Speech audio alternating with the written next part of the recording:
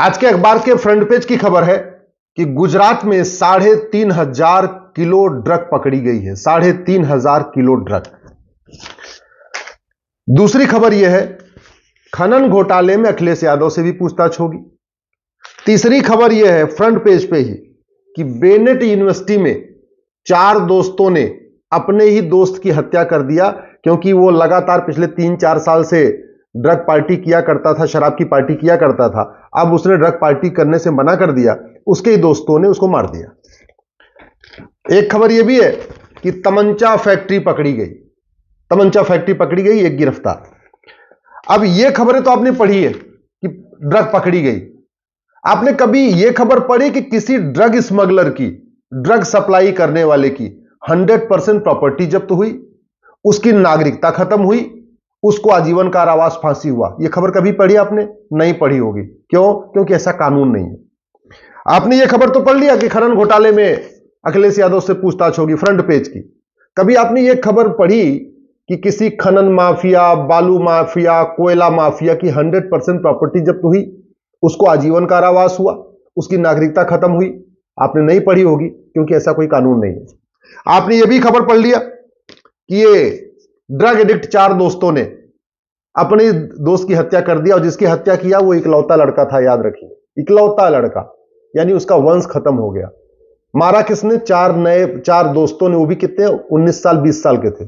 क्यों मार दिया? क्योंकि वो ड्रग एडिक्ट हो चुके थे। तो अल्टीमेटली जितना दोष उन 4 लड़कों का है, उससे ज्यादा दोष किसका है? ड्रग सप्लायर का है, जिन्होंने 18 साल 19 साल 20 साल के लड़कों को ड्रग एडिक्ट बना दिया। तमंचा फैक्ट्री में एक गिरफ्तार, यह खबर तो आपने पढ़ लिया। कभी आपने यह पढ़ा कि किसी अवैध असलहा बनाने वाले की 100% प्रॉपर्टी जब्त हुई, उसकी नागरिकता खत्म हुई? जो तमंचा बनाते हैं, अवैध बम बनाते हैं, या बारूद बनाते हैं, या असलहा बनाते हैं, उसमें किसी की आज तक 100% प्रॉपर्टी जब्त हुई? किसी की नागरिकता खत्म हुई? किसी को आजीवन कारावास फांसी हुआ? नहीं, क्योंकि कानून घटिया है। मैं बार बार कहता हूं, यह जो गिरफ्तारी होती है ना, इससे कुछ नहीं होगा। पहली बात तो यह रिएक्टिव प्रोसेस है, यानी दुर्घटना हो गई, उसके बाद उसको पकड़ लिया गया। ड्रग आई, हमने पकड़ लिया। तमंचा बन रहा था तो हमने पकड़ लिया। कितने को गिरफ्तार करेंगे? पता चला 10 खेप ड्रग की आ गई तो हमने 1 खेप पकड़ लिया, 9 खेप तो समाज में फैल गई। 100 से ज्यादा अवैध असलहे बन गए, अवैध बम बन गए, हमने 10 बम पकड़ लिए, बाकी 90 तो समाज में चले गए। मैं बार बार कहता हूं, तू मैं करने, आरोप प्रत्यारोप करने, नूरा कुश्ती करने, बतौलेबाजी करने से एक भी अपराध कम नहीं होगा। और मैं गारंटी लेता हूं, अगर कानूनों को बदल दिया जाए, 90% अपराध अपने आप कम हो जाएंगे। भय बिन होय न प्रीत, सठे साठ्यम समाचरित। अगर हम कठोर दंड देना शुरू करें, वो भी 1 साल के अंदर, इसलिए मैं बार बार कहता हूं, जस्टिस विद इन ईयर करना पड़ेगा। जो अपराध पैसे के लिए किए जाते हैं, पैसा कमाने के लिए किए जाते हैं, उसमें 100% प्रॉपर्टी जब्त करने, नागरिकता खत्म करने, आजीवन कारावास, फांसी देने की व्यवस्था होनी चाहिए, और वो भी 1 साल के अंदर। फिर रुकेगा। ये लगातार कभी म्यांमार बॉर्डर से ड्रग स्मगलिंग होती है, कभी बांग्लादेश बॉर्डर से हो रही है, कभी ईरान बॉर्डर से हो रही है, कभी पाकिस्तान बॉर्डर से। क्यों हो रही है? इसलिए हो रही है, उनको पता, चलो यार भारत में बेचो, पकड़ लिए गए तो पकड़ लिए जाएंगे, 10 साल जेल में रहेंगे, और नहीं पकड़े गए तो फिर तुम कितनी करोड़ों रुपए कमा लेंगे।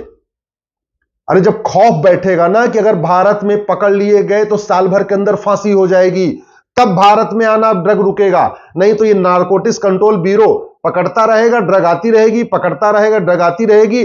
कई बार ऐसा भी होगा कि पैसा लेके छोड़ भी देगी, और कई बार ऐसे देखने में भी आता है, इनके अधिकारी कितने लोग हैं जो मालामाल हो जाते हैं।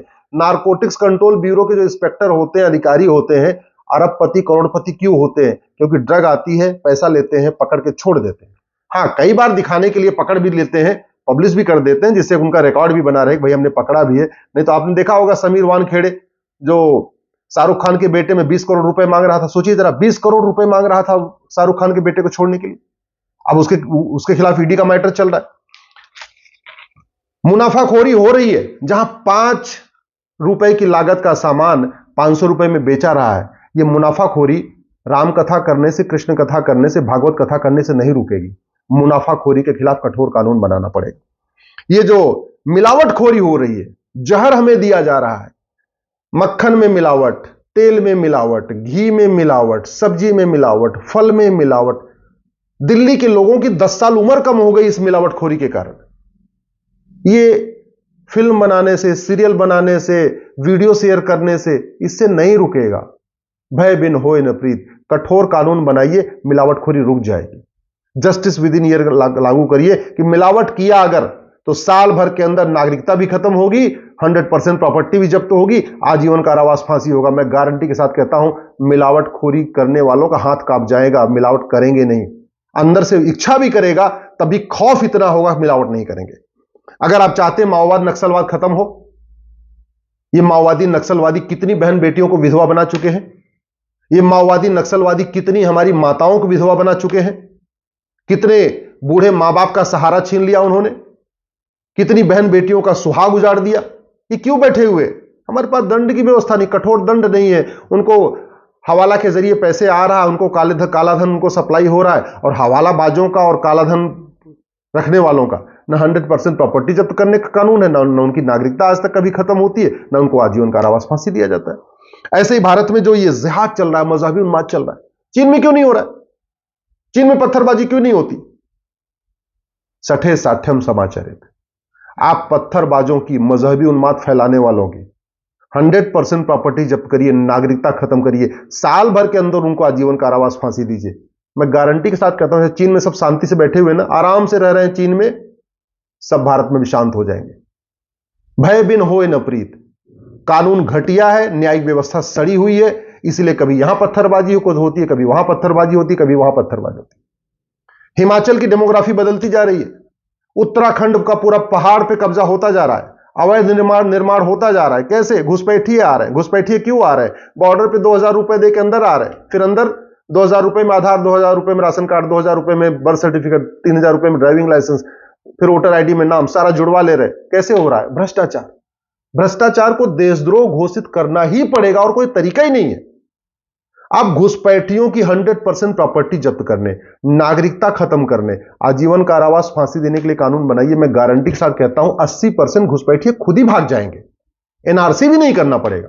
और वैसे आप सूर्ययान बनाइए, चंद्रयान बनाइए, मंगलयान बनाइए, बुधयान बनाइए, सब कुछ करते रहिए, कोई घुसपैठ नहीं रुकेगी, घुसपैठी आते जाएंगे। अग्नि बनाने से, अग्नि मिसाइल बनाने से, ब्रह्मोस मिसाइल बनाने से, राफेल खरीदने से न घुसपैठ रुकेगी, न धर्मांतरण रुकेगा, जनसंख्या विस्फोट रुकेगा। मैं गारंटी के साथ कहता हूं, धर्मांतरण 1 साल के अंदर बंद हो जाएगा। केवल और केवल इतना काम कर दीजिए कि धर्मांतरण कराने वाले मिशनरियों और जिहादियों तथा धर्मांतरण कराने वाले के सहयोगियों, धर्मांतरण कराने वालों जो धर्मांतरण कराते हैं उनके मददगारों की 100% प्रॉपर्टी जब्त करने, उनकी नागरिकता खत्म करने, आजीवन कारावास, फांसी देने के लिए कानून बनाइए। गारंटी के साथ कहता हूं, ना क्रिश्चियन कन्वर्जन होगा, ना इस्लामिक कन्वर्जन होगा, कोई कन्वर्जन नहीं होगा। कन्वर्जन बंद हो जाएगा, घर वापसी भी लोग शुरू कर देंगे। अभी तो एक तरफा मामला चल रहा है, अभी तो 1000 लोग कन्वर्ट हो जाते हैं तो 10 लोगों की घर वापसी होती है, फिर उसी को हम सोशल मीडिया में दिखाते हैं, अरे सब वापसी वापसी। कोई वापसी नहीं, 1000 आदमी का कन्वर्जन होता है, फिर 10 लोग घर वापसी करते हैं। सबसे पहले कन्वर्जन रोकना पड़ेगा। अगर आप चाहते हैं कि जो अवैध निर्माण हो रहा है, सड़क के किनारे अवैध निर्माण, रेलवे के किनारे अवैध निर्माण, एयरपोर्ट के किनारे अवैध निर्माण, जंगल में अवैध निर्माण, गोचर जमीन पे अवैध निर्माण, बंजर जमीन पे अवैध निर्माण, खेल के मैदान पे अवैध निर्माण, ये रुके, इसके लिए कठोर कानून बनाना पड़ेगा। एक गांधीवाद की बात करने से, लोहियावाद की बात करने से, समाजवाद की बात करने से, ये राष्ट्रवाद की बात करने से कोई भी अपराध खत्म नहीं होगा। मैं गारंटी के साथ कहता हूं, कोई एक अपराध बताइए जो भाषण देने से ठीक हो जाए, गांधीवाद, लोहियावाद, माओवाद, नक्सलवाद की बात करने से ठीक हो जाए। कोई एक अपराध बताइए जो वीडियो शेयर करने से कम हो जाए। कोई एक समस्या बताइए जो राम कथा करने से, कृष्ण कथा करने से, भागवत कथा करने से कम हो जाए। कोई एक समस्या बताइए जो राफेल से कम हो जाए, अग्नि मिसाइल से कम हो जाए, परमाणु बम से कम हो जाए। कोई एक समस्या बताइए जो सूर्ययान, चंद्रयान, मंगलयान बनाने से कम हो जाए। सारी की सारी समस्याओं का इलाज केवल और केवल कठोर दंड व्यवस्था, जस्टिस विद इन ईयर, 1 साल के अंदर फैसला होना शुरू हो जाए, 1 घंटे के अंदर एफआईआर शुरू हो जाए, 1 महीने के अंदर जांच पूरी हो जाए, 1 साल के अंदर फैसला हो जाए, समस्याएं ठीक हो जाएंगी। नहीं तो एक भी समस्या कम नहीं होगी, केवल और केवल बतौलेबाजी चलती रहेगी।